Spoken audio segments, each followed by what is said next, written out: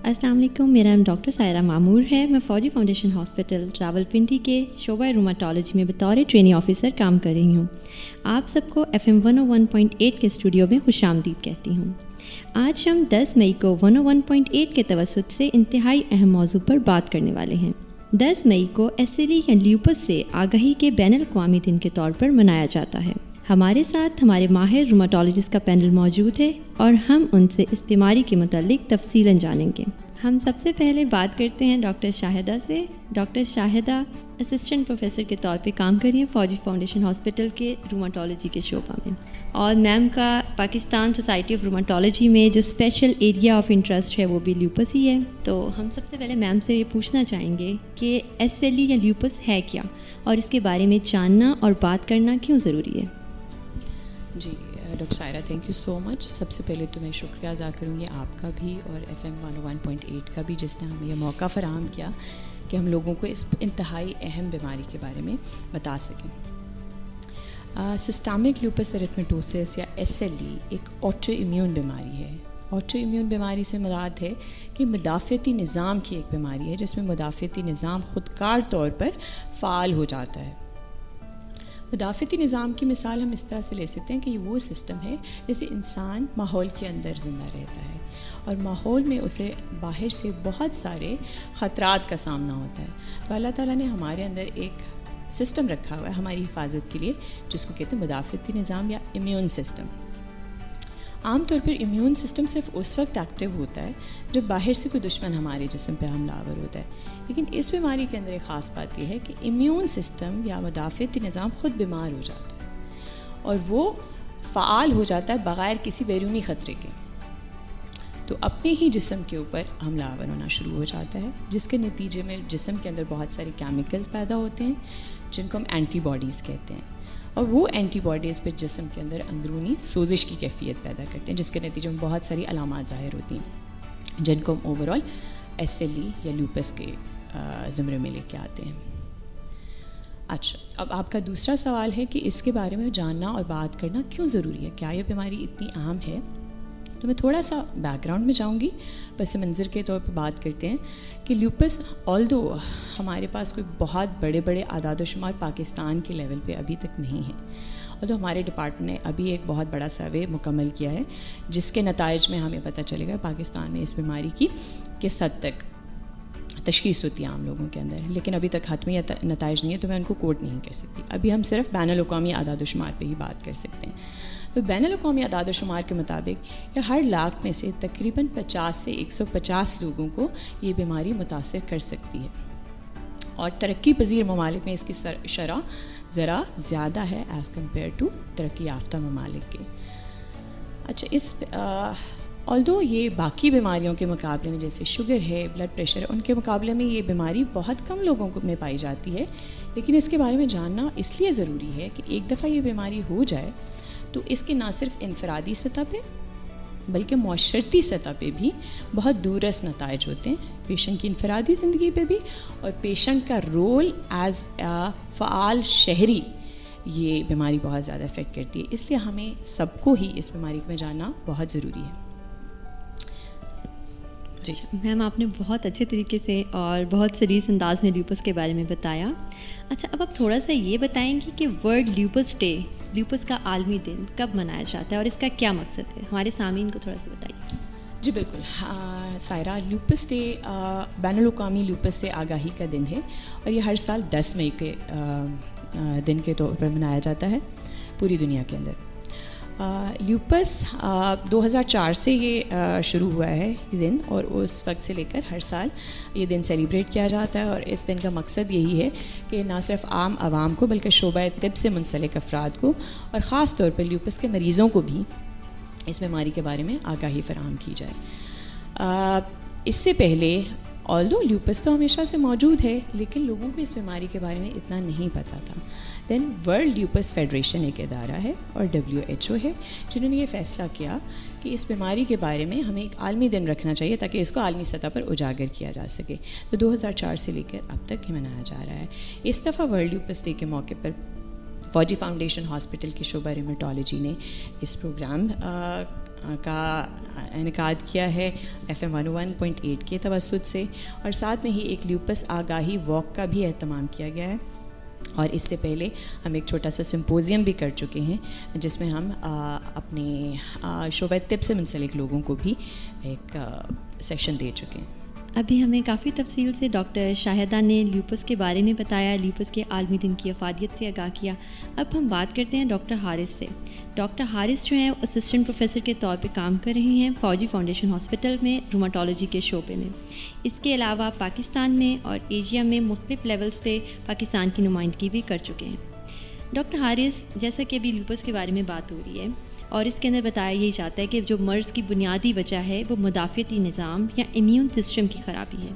آپ ہمیں بتا سکتے ہیں کہ یہ مرض کن لوگوں کو زیادہ متاثر کرتا ہے اور اس کے پیچھے کیا عوامل کار فرما ہو سکتے ہیں یا کیا وجوہات ہو سکتی ہیں؟ اچھا, بہت شکریہ آپ نے یہ سوال کیا. اس میں بیسکلی اس میں جو سب سے اہم عمل ہے وہ ہے جینیٹک فیکٹر, یعنی جس کو جینیاتی عمل کہتے ہیں.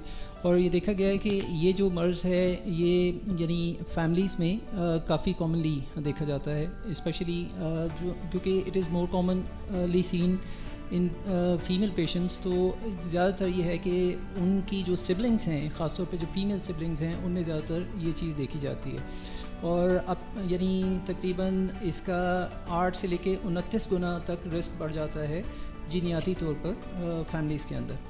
اس کے علاوہ جو فیکٹرز ہیں ان کے اندر کچھ انوائرمنٹل فیکٹرز ہیں, ماحولیاتی عوامل شامل ہیں, جس کے اندر لائک سن ایکسپوجر ہے, یعنی دھوپ میں خاص طور پہ جو الٹرا وائلٹ ریز ہیں دے کین ایکسپوز پیشنٹ, یعنی اس میں ٹورڈس لیوپس یعنی SLE کی طرف ان کو پری ڈسپوز کر سکتے ہیں.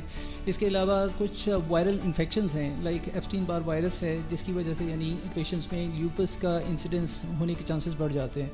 اور اس کے علاوہ کچھ ہارمونل فیکٹرز بھی ہیں, لائک یہ جو بیماری ہے زیادہ تر فیمیل پاپولیشن میں دیکھی جاتی ہے اور زیادہ تر ریپروڈکٹیو ایج گروپ میں دیکھی جاتی ہے.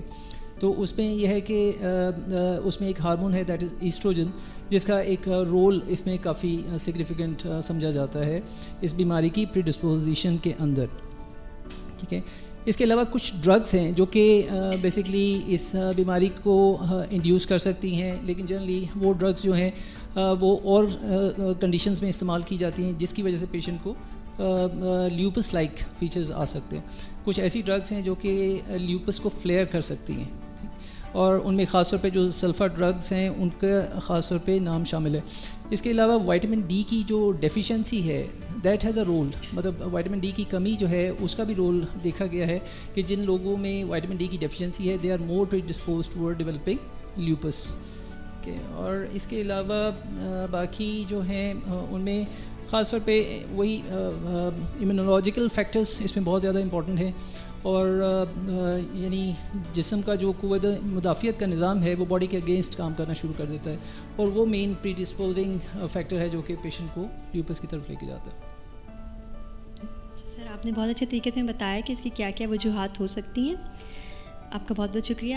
اب ہم بات کرتے ہیں ڈاکٹر صبا سمرین سے. ڈاکٹر صبا سمرین اسسٹنٹ پروفیسر کے طور پہ کام کر رہی ہیں روماٹولوجی کے شعبے میں فوجی فاؤنڈیشن ہاسپٹل میں. اس کے علاوہ میم پاکستان میں اور ایشیا میں مختلف سطح پر پاکستان کی نمائندگی بھی کر رہی ہیں. میم پلیز آپ ہمیں بتائیے گا کہ اس مرض کی عمومی علامات کیا کیا ہیں جو ہمارے سامعین کے لیے جاننا ضروری ہے.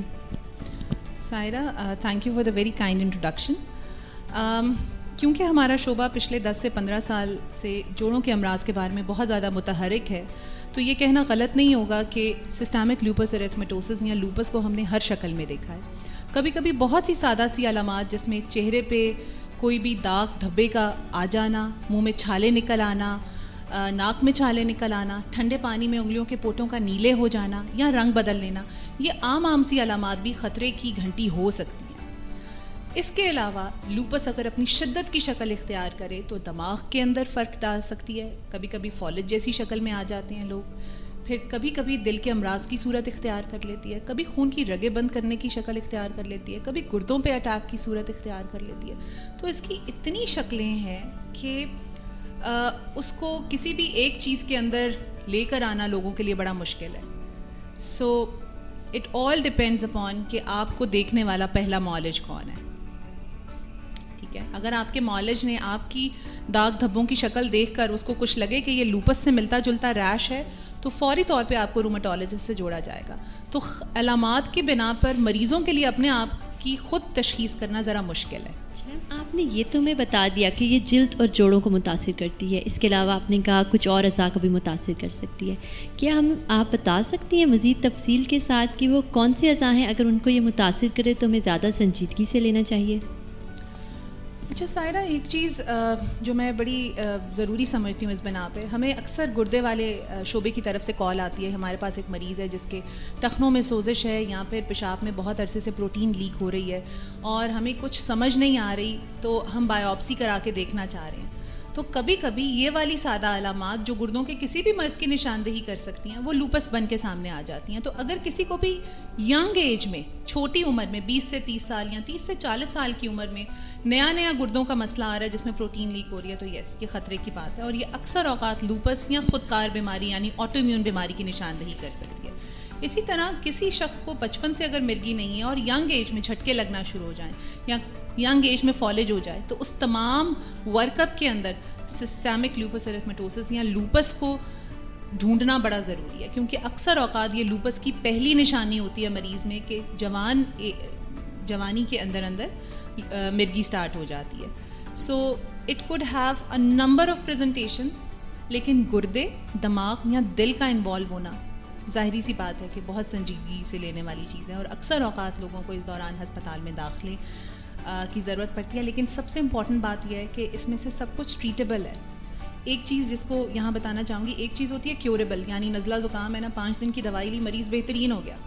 لیکن ٹریٹیبل وہ ہے جہاں آپ معالج سے مل کے جڑ کے رہیں گے. کچھ علامات ہو سکتا ہے 5 سال بعد آ رہی ہوں پہلی علامت کے, اور بہترین دوائیوں کے ساتھ یہ تمام علامات بہت اچھی دب کے رہتی ہیں. آپ کا بہت بہت شکریہ, آپ نے بہت فصاحت کے ساتھ ان ساری چیزوں کو ایکسپلین کیا. ہم بات کرتے ہیں ڈاکٹر بابر سلیم سے, جو ایسوسیٹ پروفیسر ہیں روماٹولوجی میں فوجی فاؤنڈیشن ہاسپٹل میں.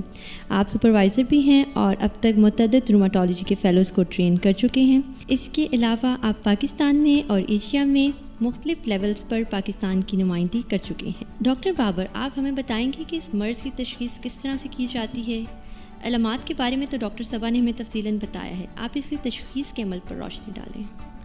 السلام علیکم ڈاکٹر ساحرہ, آپ کا بہت بہت شکریہ, اور خصوصاً فاؤنڈیشن یونیورسٹی اسلام آباد اور FM 101.8 کا ایک بہت امپورٹنٹ اور بہت اس پہلو کو لے کر آئے. دیکھیں, کسی بھی بیماری, چاہے وہ SLE کی بیماری ہو یا کوئی بھی بیماری ہو, اس میں تشخیص سب سے اہم ہے. اور رہا سوال اس بیماری کا جس کا نام سسٹیمک لوپس ایریتھمیٹوسس SLE یا لوپس ہے, اس بیماری میں تشخیص کے 2 اہم پہلو ہیں. پہلا پہلو تو یہ ہے کہ یہ بیماری ہے مریض کو یا نہیں ہے, اور دوسرا پہلو اگر ہے تو وہ کس جگہ کھڑی ہے, ہلکی ہے, تیز ہے, اور کیا کچھ اندر تک کر رہی ہے. تشخیص کا تعلق جس طرح ڈاکٹر صبا نے بتایا ہے, سب سے اہم چیز یہ ہے کہ اس میں پیشنٹس کی علامات. یہ وہ بیماری ہے جو عام طور پر ینگ فیمیلز کو, ینگ عورتوں کو اٹیک کرتی ہے, مگر کبھی کبھار مردوں کو بھی اٹیک کر سکتی ہے, اور اس کے اندر جلد اور جوڑوں کے اوپر یہ اثر کرتی ہے. تو یہ بات سب سے امپورٹنٹ چیز ہے کہ اس کی تشخیص کا تعلق سب سے اہم علامات پر ہے, پھر اس کے بعد کچھ ٹیسٹوں پر ہے, اور ان دونوں چیزوں کو جوڑ کر فیصلہ کیا جاتا ہے کہ آپ مریض کو یہ علامات ہیں, یہ بیماری ہے یا نہیں ہے. کبھی کبھار ایسا ہوتا ہے کہ ٹیسٹ نارمل لوگوں کے اندر بھی پازیٹیو آ سکتے ہیں مگر علامات نہیں ہوتی. تو اس لیے بہت اہم چیز یہ کہ علامات کو اور ٹیسٹوں کو جوڑ کر فیصلہ کرنا, اور اس کے لیے روماٹولوجسٹ جو ہوتے ہیں وہ اس میں ایکسپرٹ ہوتے ہیں, ان کی ٹریننگ ہوتی ہے کہ کس کو اس بیماری کا تشخیص کرنی ہے, کس کو کہنا ہے کہ یہ بیماری اس کو نہیں ہے.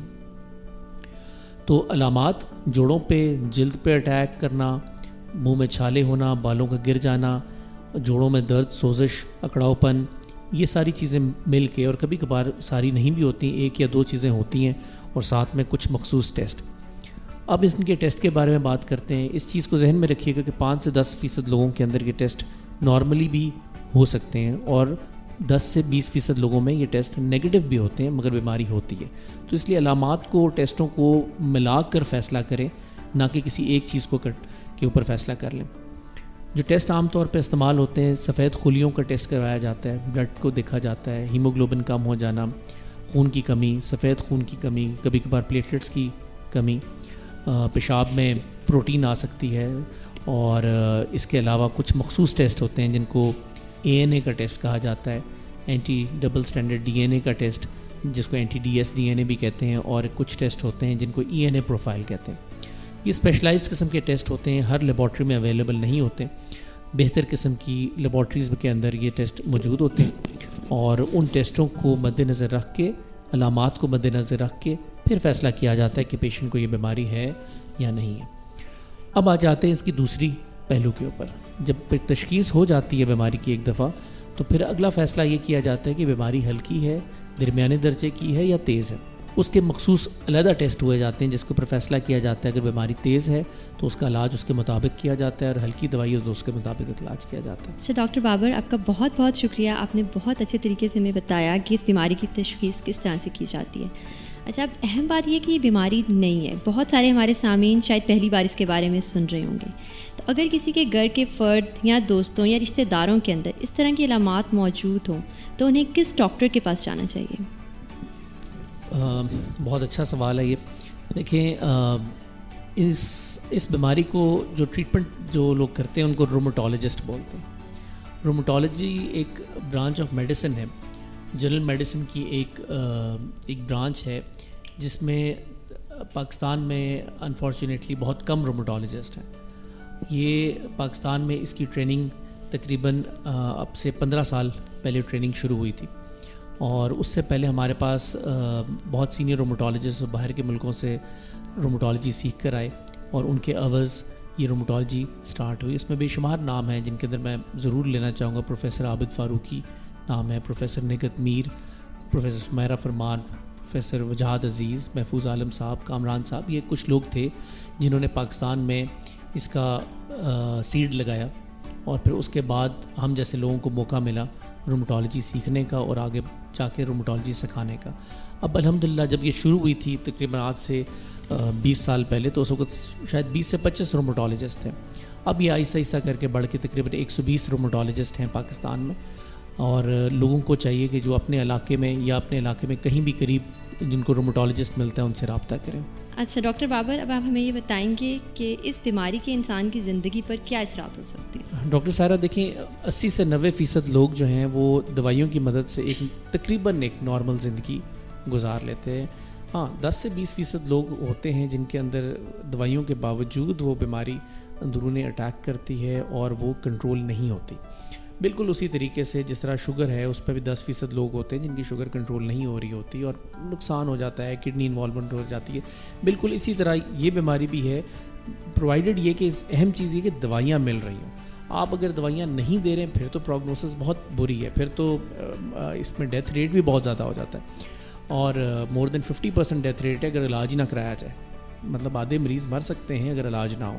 علاج کی مدد سے 80 سے 90% لوگ تقریباً ایک نارمل زندگی گزارتے ہیں. دوائیاں کھانی پڑتی ہیں, اور 10 سے 20% لوگ ہوتے ہیں جن کو دوائیوں کے باوجود ان کی بیماری کنٹرول نہیں ہو رہی ہوتی, اور اسی لیے جدید دوائیاں اب آ رہی ہیں, بن رہی ہیں, ان پہ تحقیق ہو رہی ہے تاکہ یہ جو 10 سے 20% لوگ جو نہیں ٹھیک ہو پا رہے ان کو بھی بہتری کی طرف لایا جائے.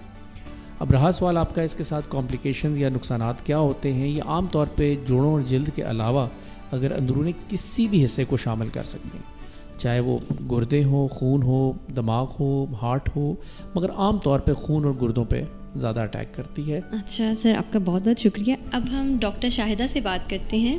اگر کسی مریض میں لیوپس کی تشخیص ہو جاتی ہے تو پاکستان میں رہتے ہوئے ہمارے پاس کیا کیا آپشنس ہیں, ہم کیا کیا کچھ کر سکتے ہیں اس مریض کو ٹھیک کرنے کے لیے؟ جی اچھا سائرہ, لیوپس کی تشخیص کے بعد سب سے بڑا مرحلہ اور بہت انتہائی اہم مرحلہ جو ہوتا ہے وہ اس کا ہوتا ہے بر وقت اور مؤثر علاج. کیونکہ اگر تشخیص ہو بھی جائے اور آپ بر وقت یا مؤثر ادویات استعمال نہیں کرتے اس کے علاج کے لیے تو لیوپس جو ہے نہ صرف جوڑوں کو جلد کو متاثر کرتی ہے بلکہ جیسے ڈاکٹر صبا نے بتایا کہ اندرونی اعضاء کو بھی بہت حد تک متاثر کر سکتی ہے، اور اگر اعضاء کا نقصان ہو جائے تو وہ بہت ساری کیسز میں مستقل ہوتا ہے اور پوری زندگی کے لیے ہوتا ہے. اس لیے اس کے علاج کی اہمیت بتانا اس لیے ضروری تھا.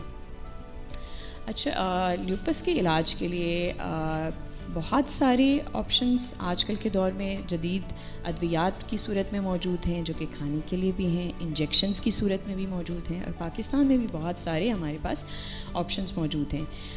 ان میں سے کچھ ادویات ہیں جس طرح اسٹیرائڈس ہیں، جس طرح ہائیڈروکسی کلوروکوین ہے جو کہ شروع میں جب دریافت ہوئی تھی تو ایز این اینٹی ملیریل ڈرگ دریافت ہوئی تھی جس کو ملیریا کے علاج کے لیے استعمال کیا جاتا تھا، لیکن بعد میں ہمیں تحقیق سے پتہ چلا کہ لیوپس کے لیے بہت کارآمد اور بہت مفید دوائی ہے. تو یہ سب سے اہم دوائی ہے جو کہ لیوپس کے مریضوں میں موسٹلی بہت لمبے عرصے تک چلتی ہے اور کچھ کیسز میں پوری زندگی بھی چلتی ہے. اس معاملے میں ایک پہلو پہ بہت بات کرنا چاہوں گی ضرور کہ اسٹیرائڈ کا رول لیوپس کے علاج میں. اس میں دو ایکسٹریمز پہ رائے پائی جاتی ہے لوگوں کی. ایک ایکسٹریم پہ وہ لوگ ہیں جو کہ اسٹیرائڈ کو بالکل استعمال نہیں کرنا چاہتے کیونکہ ان کا خیال ہے کہ اسٹیرائڈ کے بہت سارے مضر اثرات ہیں جسم کے اوپر. دوسرے اینڈ پہ وہ لوگ ہیں جو کہ سالہ سال اسٹیرائڈ کھاتے رہتے ہیں بغیر دوسری ادویات شروع کیے ہوئے، اور دونوں ہی اپروچز ٹھیک نہیں ہیں کیونکہ دونوں میں نقصان کا احتمال رہتا ہے. اور ان دو اپروچز کو فالو کرنے کی مین وجہ یہ ہوتی ہے کہ لوگ ریماٹولوجسٹ کے پاس علاج نہیں کرانے جا رہے ہوتے.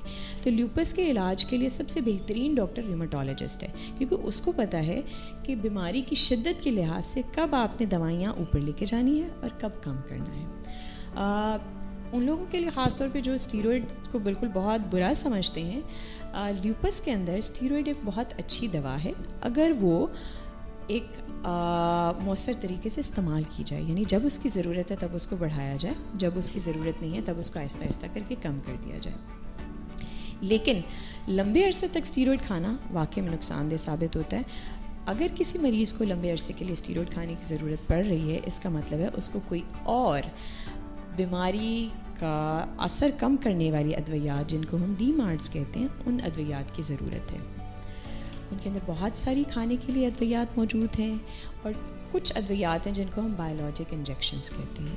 ان کا بھی آپشنس ہمارے پاس موجود ہے جو کہ تھوڑا سا مہنگا ہے منہ میں کھانے والی ادویات کے مقابلے میں، لیکن بہرحال بہت مفید ہے. اس کے علاوہ لیوپس کی، جیسے کہ ڈاکٹر صبا نے بات کی اور ڈاکٹر بابر نے بات کی، لیوپس کی علامات اس قدر متنوع ہیں کہ ہر مریض کے اندر علامات مختلف ہو سکتی ہیں. کسی مریض کے اندر جوڑوں کی اور جلد کی علامات زیادہ ہو سکتی ہیں، کسی مریض کے اندر گردے کی علامات زیادہ ہو سکتی ہیں، اور کسی مریض کے اندر دماغ کی علامات کچھ زیادہ ہو سکتی ہیں. تو لیوپس کا مریض ایسا نہیں ہے کہ ہم ہر مریض کو ایک ہی علاج سے ٹھیک کر سکیں. لیوپس کے معاملے میں ہر مریض کے اندر علاج مختلف ہو سکتا ہے. وہ آپ کا ڈاکٹر دیکھے گا، اس کے مطابق تشخیص کرے گا اور مختلف ادویات ہر علامت کے لیے تجویز کرے گا.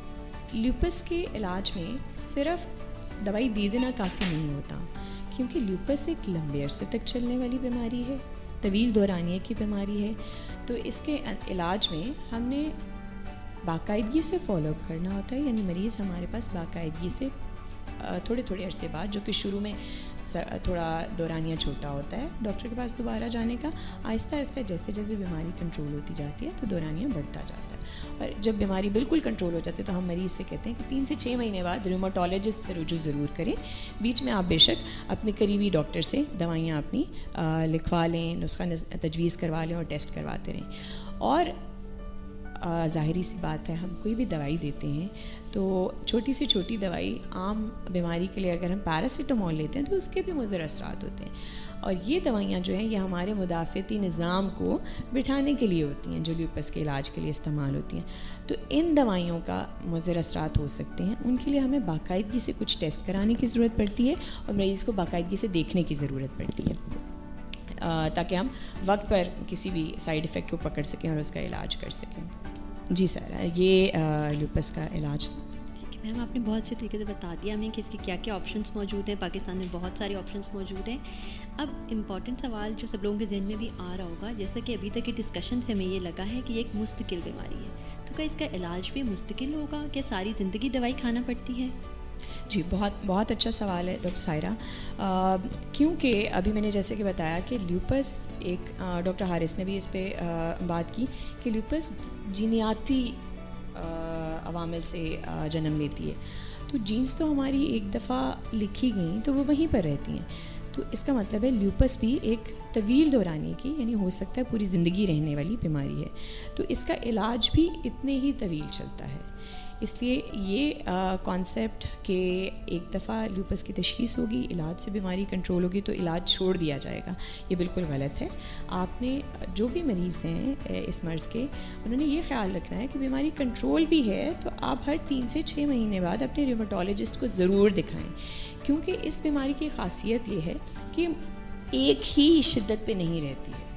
کچھ لوگوں میں ابھی ہم آگے بات کریں گے پینل ڈسکشن میں, کچھ لوگوں کے اندر دوائیوں کے باوجود بھی اس کی شدت کنٹرول نہیں ہوتی ہے. تو ایسے لوگوں کو اگر ہم بغیر علاج کے, بغیر فالو اپ کے چھوڑ دیں گے تو ان کے اندر نقصانات کے چانسز بہت زیادہ ہوتے ہیں. تو دوائی وقت کے ساتھ ساتھ بیماری کنٹرول ہو جاتی ہے, دوائیاں کم ہو جاتی ہیں, لیکن کچھ دوائیاں جیسے میں نے ابھی ہائیڈروکسی کلوروکوئن کا ذکر کیا, یہ دوائی عموماً پیشنٹ کے اندر پوری زندگی چلتی ہے. بہت بہت شکریہ میم. اب ہم ڈاکٹر حارث کی طرف چلتے ہیں اور تھوڑا سا سر سے یہ پوچھنا چاہیں گے کہ لیوپس کی تشخیص اور علاج کے بارے میں تو بات ہو گئی, لیکن آپ نے دیکھا کہ بہت زیادہ زور اس بات پہ دیا جا رہا ہے کہ اس کی تشخیص اور علاج بر وقت ہونے چاہیے. اگر بر وقت نہیں ہوتے تو اس سے کیا پیچیدگیاں پیدا ہو سکتی ہیں؟ کیا اس سے موت بھی واقع ہو سکتی ہے؟ اچھا, شکریہ آپ کا سوال کرنے کا. ایسا ہے کہ بیسکلی SLE یا لیوپس جو ہے وہ ایسی بیماری ہے جو جسم کے مختلف اعضاء کو متاثر کر سکتی ہے. بیسکلی اس کو ملٹی سسٹم ڈیزیز کہا جاتا ہے. تو اس ملٹی سسٹم ڈیزیز کا ایفیکٹ یعنی باڈی کے کسی بھی آرگن کے ساتھ ہو سکتا ہے, خاص طور پر جیسے گردے ہیں, دماغ ہے, پھیپھڑے ہیں, خون ہے, مختلف اعضاء کو یہ متاثر کر سکتی ہے. تو اگر آپ اس کو پراپرلی ڈائگنوز نہیں کریں گے, ٹریٹ نہیں کریں گے, تو اس میں یہ جو اعضاء ہیں ان کے متاثر ہونے کا رسک بہت زیادہ بڑھ جاتا ہے. اچھا, ایک اور چیز یہ ہے کہ یہ ایک انفلیمیٹری پروسیس یعنی سوزش کا عمل ہے. اس کی وجہ سے خون کی شریانوں کے اندر کولیسٹرول کا جمنے کا پروسیس بھی تیز ہو جاتا ہے. تو ایسی سچویشن میں ان مریضوں میں دل کے امراض کا ہونے کا رسک بہت زیادہ بڑھ جاتا ہے. ایون دو کہ اگر وہ ینگ لوگ بھی ہیں تب بھی ان میں کارڈیو ویسکولر رسک بڑھ جاتا ہے. ٹھیک ہے. اور اس کے علاوہ اگر ان میں آپ دیکھتے ہیں 50% کیسز میں گردوں کی انوالومنٹ دیکھی جاتی ہے, اور اگر اس کو پراپرلی ٹریٹ نہ کیا جائے تو الٹیمیٹلی گردے فیلئر کی طرف چلے جاتے ہیں. ٹھیک ہے. اس کے علاوہ یہ کامنلی اسکن کو افیکٹ کرتی ہے, اور اگر اسکن کو یہ افیکٹ کری ہے خاص طور پہ جو ڈسکوائڈ لیوپس ہے وہ اسکن میں اسکارنگ کر سکتا ہے. اس کے علاوہ وہ پیشنٹ کو پرماننٹ ایلوپیشیا یعنی بالوں کا ضائع ہونا یعنی سر سے, وہ بھی اس کی وجہ بن سکتا ہے. اس کے علاوہ پیشنٹس اکثر کیونکہ لانگ اسٹینڈنگ النس ہوتی ہے تو اس میں پیشنٹ انگزائٹی اور ڈپریشن کا شکار ہو جاتے ہیں. تو پیشنٹس کو سائڈ بائی سائڈ ان کی جو انگزائٹی ہے, ڈپریشن ہے, اس کا علاج بھی ضروری ہو جاتا ہے. اس کے علاوہ یہ ہے کہ کیونکہ اس میں جو ادویات استعمال کی جاتی ہیں وہ لانگ اسٹینڈنگ یعنی لمبا دورانیہ کے لیے استعمال کی جاتی ہیں, تو ان ادویات کے بھی مضر اثرات ہو سکتے ہیں. جیسے ابھی بات کی جیسے اسٹیرائڈ کا استعمال ہے. اسٹیرائڈ اگر لمبا عرصے کے لیے استعمال کیے جاتے ہیں تو اس کی اپنی کمپلیکیشنز ہیں, جن کمپلیکیشنز کے اندر لائک آنکھوں میں موتیا ہونا, سفید موتیا ہونا, کالا موتیا ہونا, اس کے علاوہ وزن کا بڑھ جانا. اس کے علاوہ ایک کمپلیکیشن ہوتی ہے جس میں خون کی سپلائی ایک جوڑ کی طرف رک جاتی ہے اور اس کی وجہ سے وہ جوڑ ڈیمیج ہو جاتا ہے. خاص طور پہ اس کو کہتے ہیں اے ویسکولر نیکروسس, جس میں کامنلی ہپ کا جوڑ یا کولے کا جوڑ جو ہے وہ متاثر ہو جاتا ہے. تو اس کے علاوہ اگر کوئی پیشنٹ جس کو ڈائبٹیز ہے اس کے ساتھ, تو ان کو ڈائبٹیز کے کنٹرول میں مشکل آ سکتی ہے لانگ ٹرم اسٹیرائڈ کے یوز کرنے کی وجہ سے.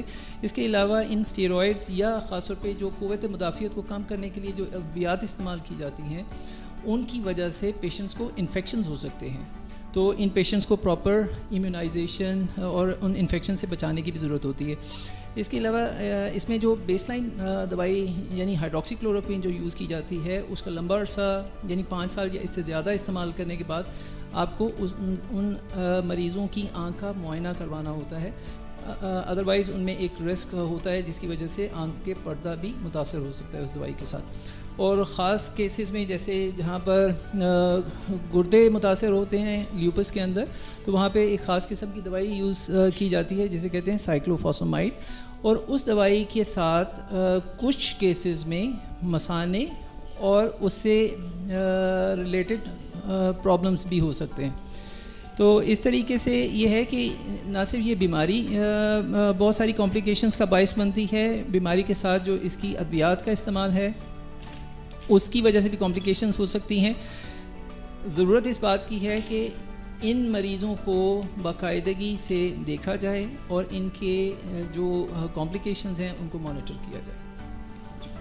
سر بہت بہت شکریہ, آپ نے بہت اچھے طریقے سے ہمیں لیوپس اور اس کے اندر استعمال ہونے والی ادویات کے بارے میں جو نقصانات ہیں ان سے آگاہ کیا. میم کیا آپ ہمیں بتا سکتی ہیں کہ کیا ادویات کے علاوہ بھی کچھ ایسی چیزیں ہیں جن کے ساتھ ہم اس بیماری کو بہتر بنا سکتے ہیں؟ جی سائرہ, بہت ہی اچھا سوال ہے, کیونکہ لیوپس کے اندر جیسے ڈاکٹر حارث نے بھی ذکر کیا کہ ماحولیاتی عوامل کا بہت عمل دخل ہے. اس میں سورج سے حساسیت ایک بہت اہم پہلو ہے جو کہ نہ صرف جلد کی بیماری کو خراب کرتی ہے, سورج سے کی الٹرا وائلیٹ شعاؤں کا نقصان ہو سکتا ہے, بلکہ یہ اندرونی اعضاء کے اندر جو بیماری کی شدت ہے اس کو بھی بڑھاتی ہے سورج سے ایکسپوجر. تو ان مریضوں کے اندر یہ بہت اہم ہے کہ وہ سورج کی روشنی میں ڈائریکٹ مت جائیں. اگر آپ نے سورج یا دھوپ والے ایریا میں کام کرنا ہے تو اچھے کورنگ کپڑے پہنیں, آپ کے ہاتھ کور ہونے چاہیے, آپ کا چہرہ کور ہونا چاہیے, کسی شیڈ میں بیٹھ کے کام کریں یا پھر ہیٹ پہنیں. اگر آپ دھوپ میں باہر نکلتے ہیں ہیٹ پہنیں, چھتری کا استعمال کریں اور سن بلاک ضرور استعمال کریں. ان لوگوں کے لیے بہت, جنرل پبلک کے لیے بھی, عام لوگوں کے لیے بھی بہت امپورٹنٹ ہے سن بلاک, لیکن خاص طور پر لیوپس کے مریضوں کے لیے سن بلاک کا استعمال انتہائی ضروری ہے کیونکہ یہ بیماری کی شدت سے بچنے میں مدد کرتا ہے.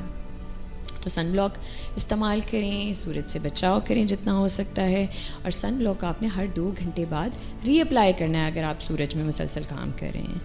اس کے علاوہ اس بیماری کے اندر جیسے ڈاکٹر صاحبہ نے پوائنٹ آؤٹ کیا کہ ہاتھوں کی رنگت تبدیل ہو جاتی ہے ٹھنڈ میں یا ٹھنڈے پانی میں ڈالنے سے. تو یہ احتیاط کریں کہ جو بھی کام کرنا ہو پانی کے ساتھ, پانی کا ٹیمپریچر گرم ہو. سردیوں کے اندر خاص طور پہ اپنے جسم کو گرم رکھنے کا, ہاتھوں کو اور پاؤں کو گرم رکھنے کا انتظام کریں. دستانے پہنیں, جرابیں پہنیں, بند جوتے پہنیں. اس کے علاوہ بھی جیسے اسموکنگ ہے, جو لوگ سگریٹ نوشی کرتے ہیں ان کے لیے بہت اہم ہے کہ سگریٹ نوشی ترک کر دیں, کیونکہ سگریٹ نوشی نہ صرف اس میں جیسے میں نے پہلے بتایا تھا کہ اینٹی باڈیز بنتی ہیں, تو سگریٹ نوشی ان اینٹی باڈیز بننے کی سپیڈ کو, ان کی مقدار کو نہ صرف بڑھا دیتی ہے بلکہ جو ہم علاج کرتے ہیں اس کی افادیت کو بھی کم کر دیتی ہے. تو علاج بھی کم مؤثر ہو جاتا ہے جو لوگ سگریٹ نوشی کرتے ہیں. تو ہم ضرور مشورہ دیتے ہیں ان مریضوں کو کہ سگریٹ نوشی سے اجتناب کریں. اس کے علاوہ انفیکشنز جب ہوتے ہیں تب بھی اس مرض کی شدت میں اضافہ ہو سکتا ہے. سو اگر آپ کو انفیکشن ہے, آپ ادویات بھی استعمال کر رہے ہیں, تو اپنے ڈاکٹر سے ضرور رجوع کریں تاکہ اگر بر وقت کسی انفیکشن کا علاج ہو جائے تو بیماری پہ مزید خرابی کا چانس کم ہو جاتا ہے.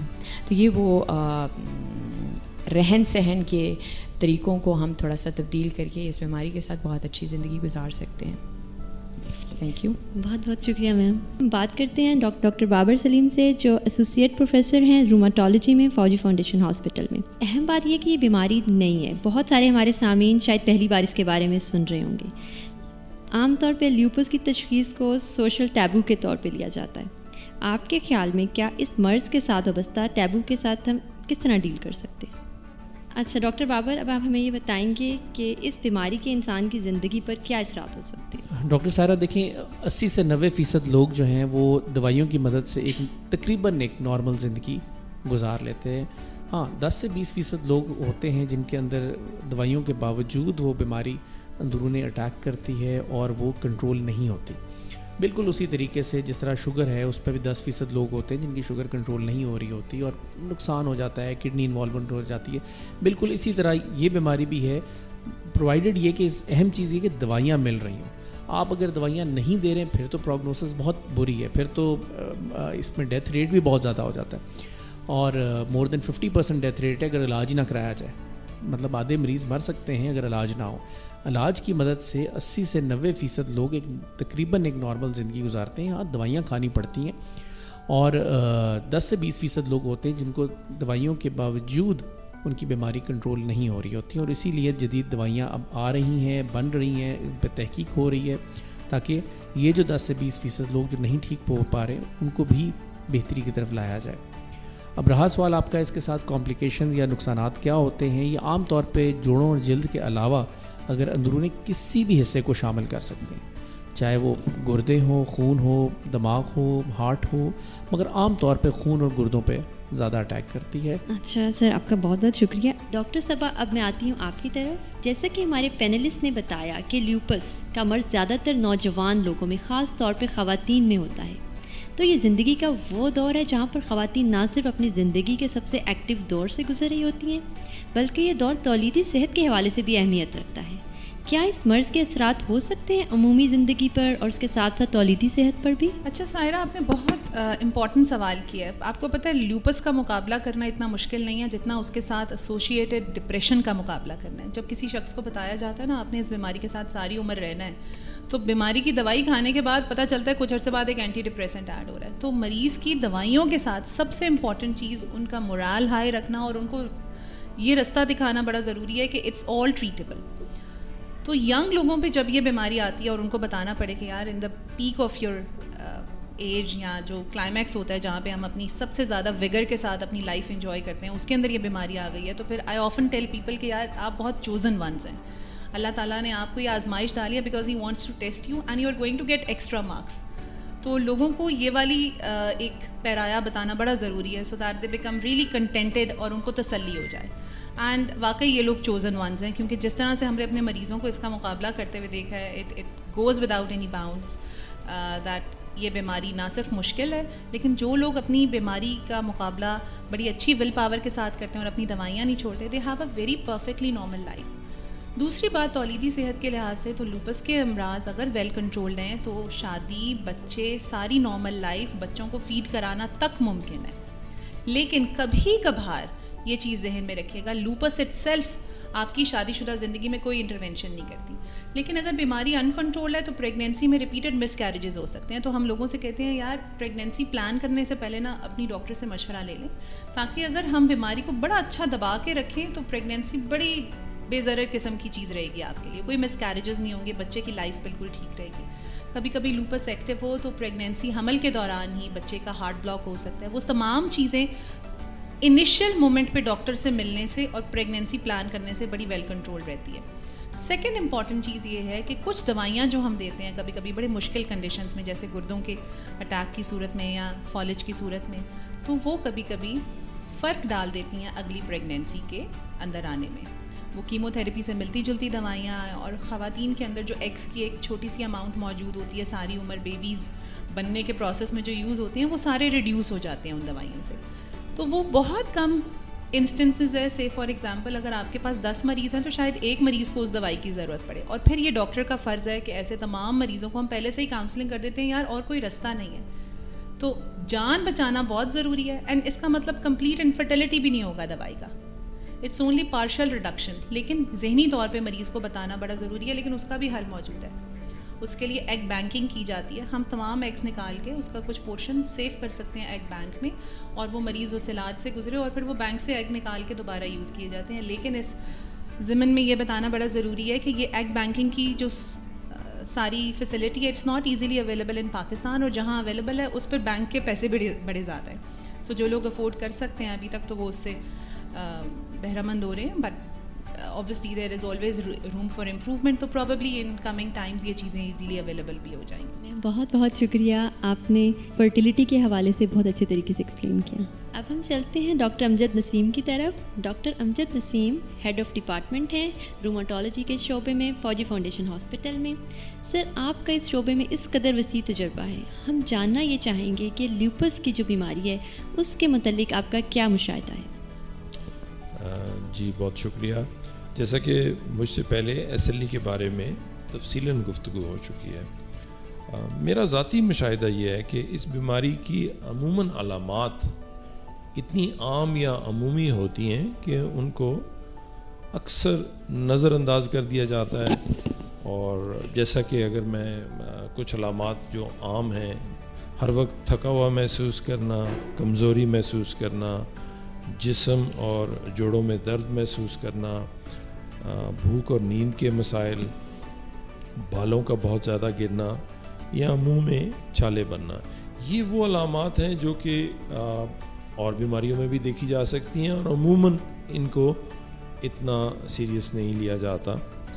تو اس کی وجہ سے پھر اگر بروقت تشخیص نہ ہو تو اس موذی مرض کی پیچیدگیوں سے بچا نہیں جا سکتا. تو میرا مشاہدہ تو یہ ہے کہ کیونکہ یہ بیماری زیادہ خواتین میں اور بچیوں میں دیکھی جاتی ہے, تو ان علامات کو بھی نظر انداز کیا جاتا ہے اور ان کی بروقت تشخیص اور علاج میں بھی تھوڑی دیر ہو جاتی ہے. سر, آپ نے بہت اچھے طریقے سے اس کے بارے میں سارے پہلوؤں سے آگاہ کیا. اب ہم یہ بات کر لیتے ہیں کہ ہم نے جو ابھی تک ڈسکس کیا اس کے یہ پتہ چلا کہ جو لیوپس ہے اس کے ہماری سوشل لائف پہ بھی بہت زیادہ اثرات ہیں, خاص طور پہ جیسے کہ یہ خواتین کو انوالو کرتا ہے. تو آپ ہمیں یہ بتانا چاہیں گے کہ یہ ان افراد کی زندگی کو ہم کس طرح سے بہتر بنا سکتے ہیں, ہم ان کے لیے کیا کر سکتے ہیں؟ جیسا کہ میں نے پہلے کچھ پہلو اجاگر کیے, اس کی بروقت تشخیص نہیں ہوتی اور علاج میں تاخیر ہو جاتی ہے. اس چیز کو مد نظر رکھتے ہوئے میرا پیغام جو ہے وہ قریبی رشتہ داروں, خاندان کے لوگوں اور دوست احباب سے یہ ہے کہ وہ ان عام علامات پر بھی نظر رکھیں اور کسی مستند ڈاکٹر سے جلد از جلد تشخیص اور علاج میں اپنا کردار ادا کریں. جہاں پر ریموٹالوجسٹ جو کہ اس بیماری کے علاج کے ماہر ہوتے ہیں ان تک رسائی اگر ممکن ہے, جیسا کہ ریموٹالوجی ڈپارٹمنٹ ہے فوجی فاؤنڈیشن ہاسپٹل, یا اگر ریموٹالوجسٹ تک رسائی ممکن نہیں ہے تو میڈیکل اسپیشلسٹ بھی مؤثر طریقے سے اس بیماری کی تشخیص کر سکتے ہیں اور علاج کر سکتے ہیں. سو میرا پیغام عوام کے لیے یہی ہے کہ اس بیماری کی علامات پہ نظر رکھیں تاکہ بر وقت اس کا علاج ہو سکے اور اس سے اس کی پیچیدگیوں سے بچا جا سکتا ہے. اور ان پیچیدگیوں کی موجودگی میں کیونکہ خواتین خاندان کو جوڑ کر رکھنے اور چلانے میں ایک اہم کردار ادا کرتی ہیں, تو پیچیدگیوں کی صورت میں پورا خاندان متاثر ہوتا ہے. سر, آپ کا بہت بہت شکریہ, آپ نے اپنی ہمیں قیمتی رائے سے آگاہ کیا. ہمارے تمام پینلسٹ کا اس اسٹوڈیو میں آنے کا بہت بہت شکریہ. آپ نے ہمارے سامعین کے لیے وقت نکالا اور اپنی قیمتی آرا سے آگاہ کیا. میں امید کرتی ہوں کہ ہمارے اس شو سے آپ ضرور مستفید ہوئے ہوں گے. FM 101.8 سننے کا بہت بہت شکریہ. انشاءاللہ آپ سے ملاقات ہوگی جلد ہی کسی نئے موضوع کے ساتھ. تب تک کے لیے اللہ حافظ.